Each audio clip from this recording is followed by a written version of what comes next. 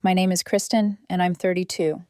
At 11:04 p.m., after 12 hours of inventory chaos and a forklift that coughed itself into early retirement, I sat in my car with the engine ticking down and watched a sunset I didn't witness in real time, filtered into gold, drenched in adoration, captioned like a manifesto. Sometimes you have to break someone's heart to find your own happiness. The words floated under a photo of Jason, my boyfriend of 4 years, 29, wrapped around Brooke, his fitness trainer, 26. Her lashes were perfect. His smile was the kind you practice in the mirror when you've decided to be brave and irresponsible at the same time. My thumb hovered over the heart, then over the comment box, then over the share icon. The dashboard light washed my hands a cold blue. Somewhere in the distance, a semi moaned down the freeway. I thought about the apartment Jason called ours, the lease I paid because his credit was still healing from an entrepreneurial phase. The $2,100 rent he said we needed for his creative space and my home office.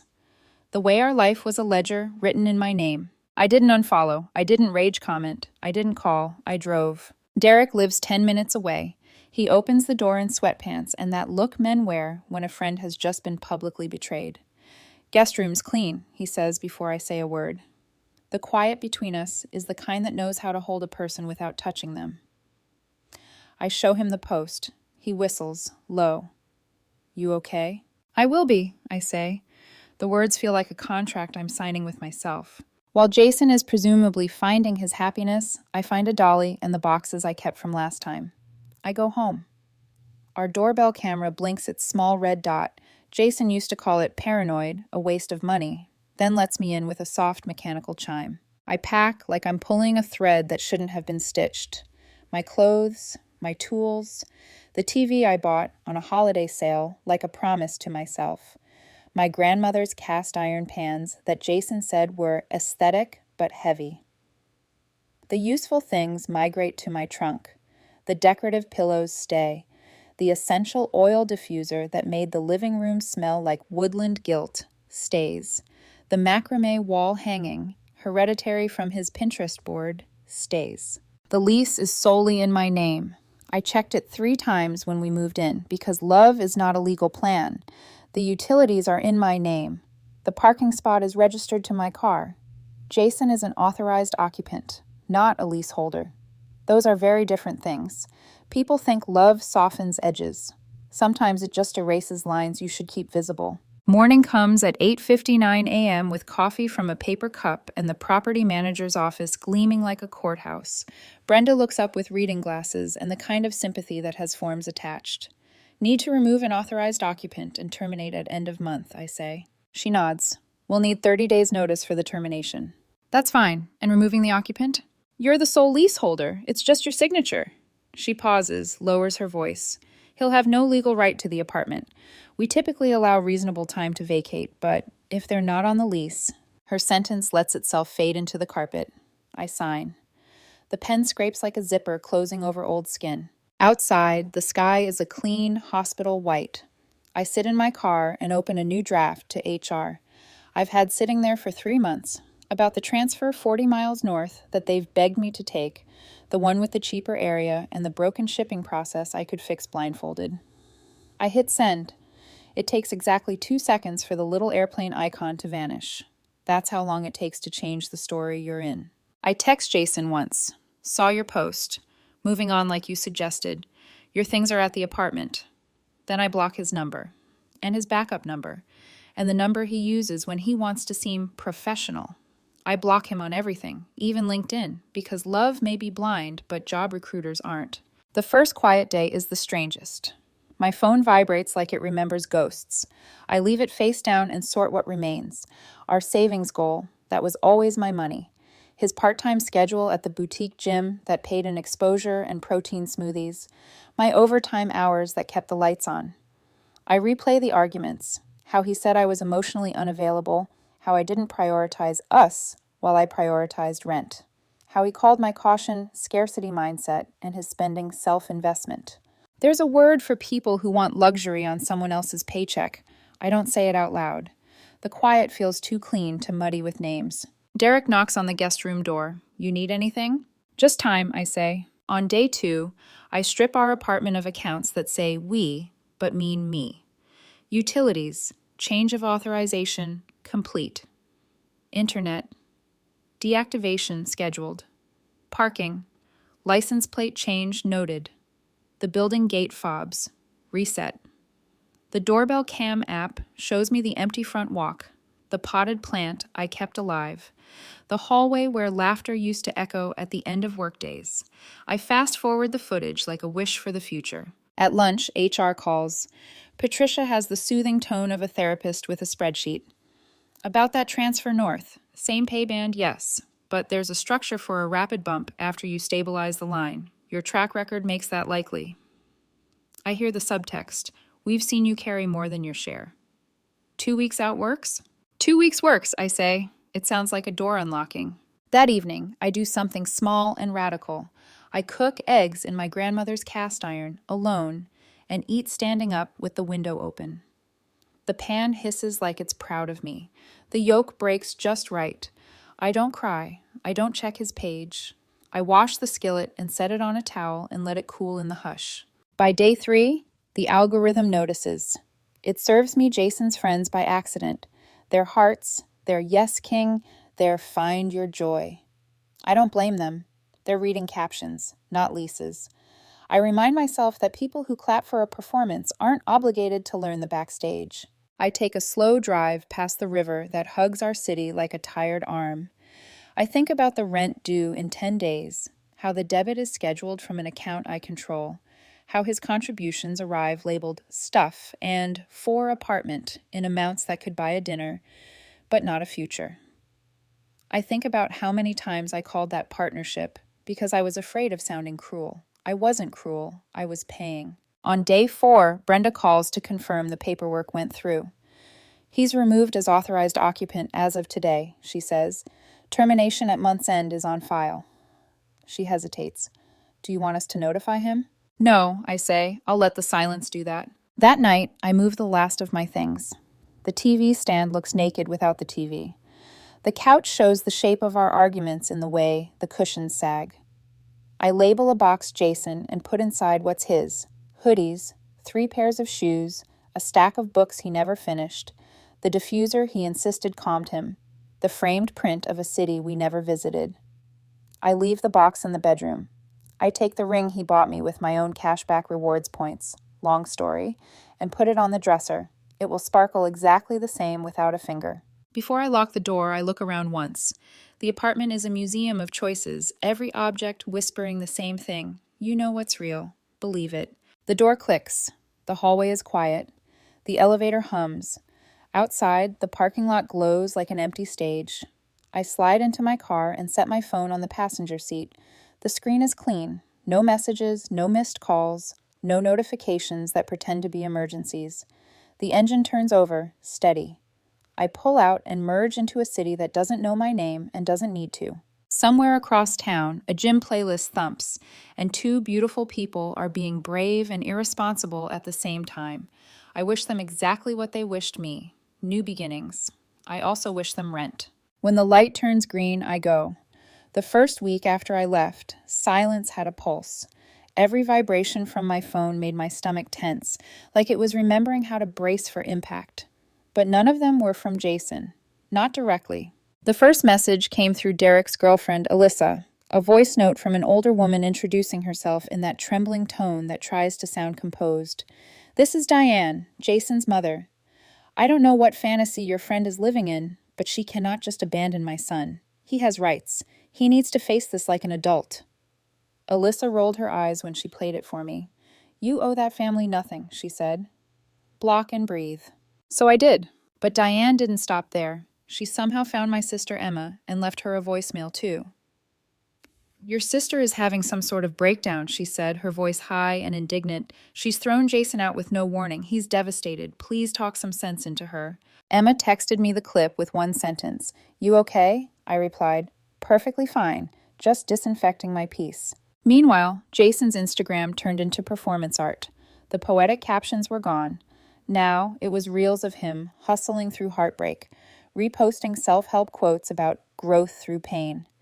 His trainer, Brooke, was in fewer shots, but not gone. On day 3, one of my coworkers sent me a screenshot.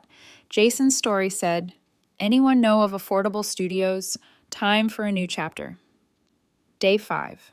Why is everything so expensive? Do landlords hate dreamers? Day 7. Selling some stuff. DM for prices. The stuff turned out to be gifts I'd bought him. I recognized the watch I'd given him for his birthday, listed for half its value, and the leather jacket he swore he'd keep forever. He called it minimalism. I called it inventory liquidation. Alyssa's curiosity became reconnaissance. "He's posting like he's in a movie," she said, scrolling. "Except the genre's probably financial thriller." I should have laughed, but it wasn't funny yet. By the second week, the leasing office called. Brenda's tone was careful. "Hey, Mara, just a heads up. Jason came by demanding to see the lease agreement. He says he has tenant rights." "He doesn't," I said flatly. "I told him that," she said. "He showed me Venmo transactions labeled stuff and for apartment, maybe $300 here, $400 there.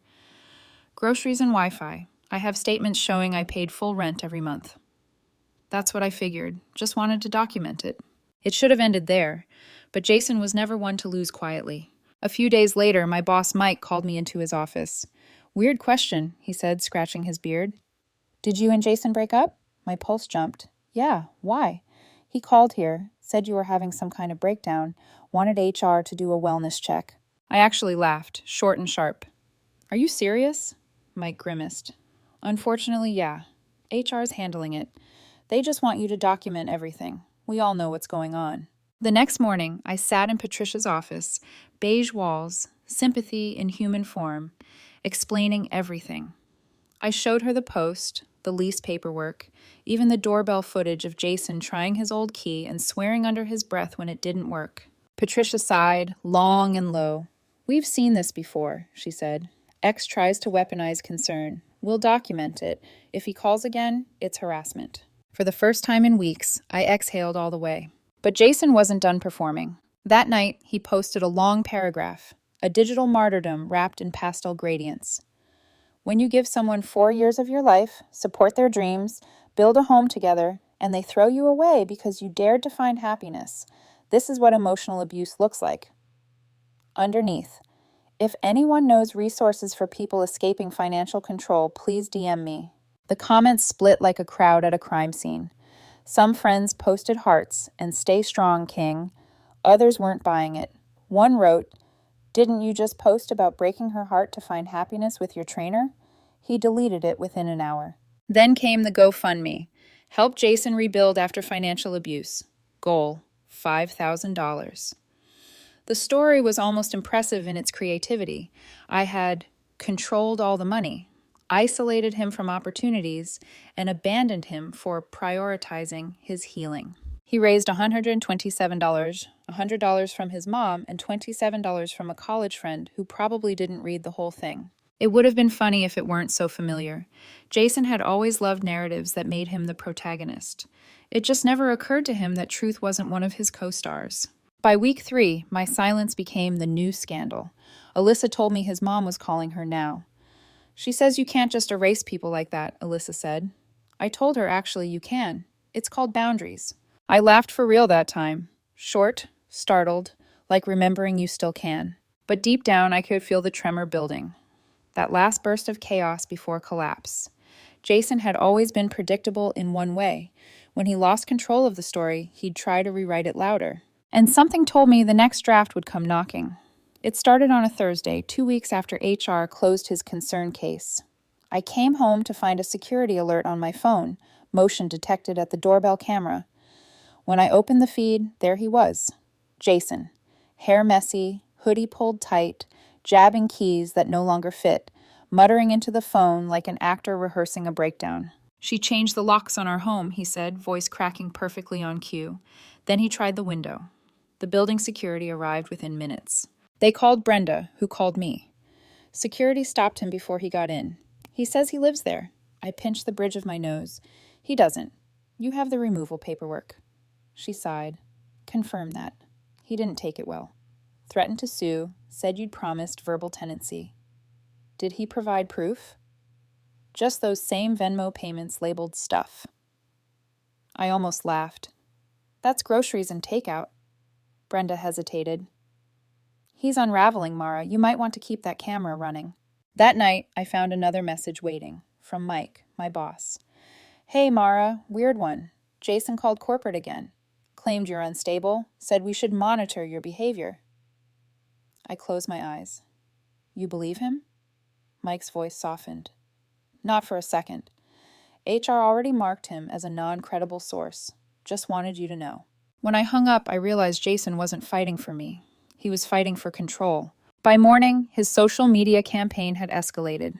A photo of him staring out a rain-streaked window, captioned, "Homeless because love became ego." Comments exploded. You deserve better. She'll regret losing a man like you. Stay strong, Jason. Then someone wrote, "Didn't you cheat with your trainer?" He deleted it. Then another, "You literally posted about breaking hearts to find happiness." Comments turned off. Next came his GoFundMe update. Thank you for the support. Still healing from financial trauma. Every dollar helps. The total, $143. Progress bar, almost invisible. 2 days later, his best friend's girlfriend, who still followed him, sent Alyssa a screenshot. Jason selling my Christmas gift to him, a designer jacket, asking $200, calling it vintage. Wow, Alyssa muttered. He's running a liquidation sale on your love life. It should have ended as sad comedy, but Jason always went for the spectacle. On Monday, my phone buzzed with a group chat I'd forgotten I was in. From Megan, one of his mutual friends. Hey everyone, Jason's in a tough spot, facing eviction, needs $200 for rent. If everyone chipped in even $100, we could really help him. Responses rolled in. Didn't he move in with his trainer? Maybe he should get a full-time job. Sorry, not paying his rent. Then one brave soul typed, he cheated. Mara didn't abandon him. He publicly left her. Actions have consequences. Megan removed them from the chat. I screenshotted everything, then quietly left the group. Later that night, Jason's mother called my office. Mike picked up this time. Your employee has made my son homeless, she snapped. If something happens to him, that's on your company. Mike, bless him, didn't flinch. Ma'am, your son's housing situation is not a corporate responsibility. If you call again, we'll consider it harassment. By week 4, Jason's social presence began to crumble. A live video appeared on his feed. Red eyes, trembling voice. I've lost everything, he said. My home, my relationship, my stability. All because I was honest about my feelings. Someone commented, you were honest about cheating, though. He ended the stream 30 seconds later. That's when Brooke, the trainer, vanished from his photos. Alyssa, ever the investigator, found out why. Brooke had been posting workout videos with another client, a man, and Jason's likes were suddenly gone. Guess the personal training package expired, she said dryly. Then came the final confrontation. Friday evening, after work. The sky was bruised gray, the air thick with drizzle. I was halfway to my car when I heard it. Mara! I turned. Jason stood by the curb, rain slicking his hoodie, eyes wide with desperation that almost looked real. We need to talk. No, I said, stepping toward my car. He grabbed my arm, gently, but enough. You can't just leave. We had a life together. You ended that life when you chose Brooke. His face twisted. That's not... We're taking space. Translation. She dumped you, I said. Something inside him snapped. He started yelling about how I ruined everything, how I was supposed to fight, how I gave up too easily. My coworkers were already watching through the windows. Jason, I said, calm as a metronome. You announced our breakup online. You made your choice. Now live it. He shook his head, voice cracking. You'll regret this. You'll be alone forever. No one will ever love you like I did. That's the plan, I said, unlocking my car. He froze. Then Mike stepped out of the building. Ma'am, he said pointedly, you need to leave the property. Jason's eyes darted between us, realization flickering like a dying light bulb, and he stormed off, shouting curses into the rain. When I got into my car, I didn't cry. I didn't shake. I just stared through the windshield until the raindrops blurred everything into quiet abstraction. The next day, I checked the doorbell footage again. Jason, standing in the parking lot, yelling at nobody, until a guard gently escorted him away. That was the last time I saw him in person. But not the last time he tried to write me into his story. 3 weeks later, my phone buzzed with a call from an unfamiliar number. Normally, I would have ignored it, but something told me to answer. "Hello, is this Kristen?" a polite woman's voice asked. "This is Margaret from Premium Property Management. You were listed as the emergency contact for Jason Miller regarding Unit 4B. I almost smiled. "Oh, I'm aware of Jason, but we're not together. I terminated that lease weeks ago." Margaret cleared her throat. "Right. That's actually the issue. He's claiming he's the primary tenant, but records show you as sole leaseholder.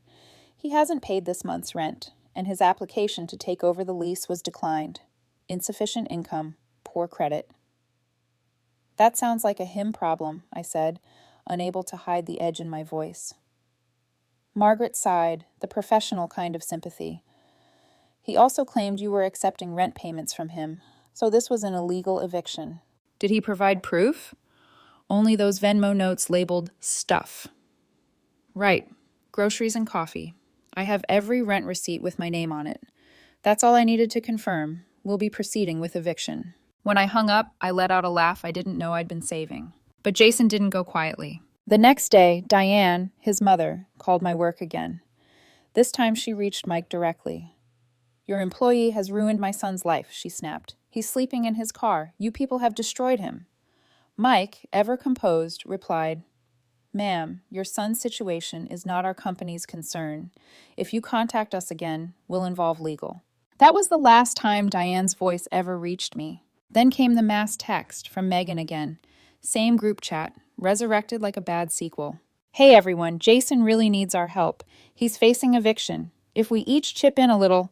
The replies hit harder than any revenge could have. Didn't he cheat with his trainer? Why isn't she helping? Maybe he should work full-time instead of writing poetry about it. I'm not paying rent for a grown man. Someone finally wrote, "Mara didn't abandon him. He announced their breakup online, play stupid games, win stupid prizes." I left the chat without saying a word. By day 25, Jason had fallen off the social radar until Alyssa sent me a new video. Jason, red-eyed, sitting in a parked car. "I've lost everything," he said, voice trembling. "My home, my relationship, my sense of self, all because I was honest about what I felt." A single comment beneath it. "You cheated, Jason." The video was gone an hour later. A few days after that, he posted a selfie in front of a U-Haul, captioned, "Moving back in with Mom for a bit. Sometimes you need to rebuild from zero." Except Mom lived in a retirement community 3 states away where guests couldn't even stay overnight. Turns out he was actually moving into Megan's 400-square-foot studio, the same Megan who had begged people for donations on his behalf. And just like that, the final act began. 2 months passed. By then, I'd settled into my new place up north. Smaller, quieter, mine. My commute dropped from 45 minutes to 8. Rent was half what it used to be. My bank account finally had space to breathe. I even bought the welding setup I'd been wanting for years. The kind of thing Jason used to call unfeminine until he needed something fixed. Then one morning, Mike stopped by my desk with a grin. "Corporate approved your raise," he said. 15% bump. You've earned it." That afternoon, I posted a short note on LinkedIn, grateful for new beginnings, growth, and peace. Within an hour, Jason viewed my profile, then viewed it again, then again. Alyssa caught me smiling at the notification. "He's watching," she said. "Good," I replied. "Let him see what thriving looks like." Through the grapevine, I learned more. Jason had finally gotten a full-time job. Call center work at $17 an hour, still sleeping on Megan's couch. Megan's boyfriend wasn't thrilled about their long-term guest. And Brooke? She reappeared too, on Instagram, engaged to a male Pilates studio owner. Apparently, she'd been seeing him the entire time she was helping Jason heal. When Jason found out, he went ballistic online, posted paragraphs about narcissistic women who can't commit and men being used for emotional labor. It was the same speech, just pointed in another direction. Later, Brenda from the leasing office emailed me. "They finally evicted him," she wrote. "He tried claiming tenant rights, but with your termination on record, it didn't hold. The eviction's now part of his rental history. I forwarded it to HR for documentation, not satisfaction. But I'd be lying if I said there wasn't satisfaction. A week later, an email arrived from a lawyer I'd never heard of, claiming to represent Jason. Subject line, unlawful eviction and emotional distress claim. I sent it straight to our corporate legal team. Their reply was surgical. Client was not a tenant, only an authorized occupant. Leaseholder properly terminated. Attached. Proof of rent payments and social post where complainant declared new relationship. Case dismissed. Silence followed. Then, one evening, I got the inevitable notification. Jason Miller viewed your profile. Again and again. My therapist once told me something that stuck. He wanted you to fight for him because your reaction validated his worth, she said. When you chose silence, you took that power away. That's why he escalated. He couldn't stand your indifference.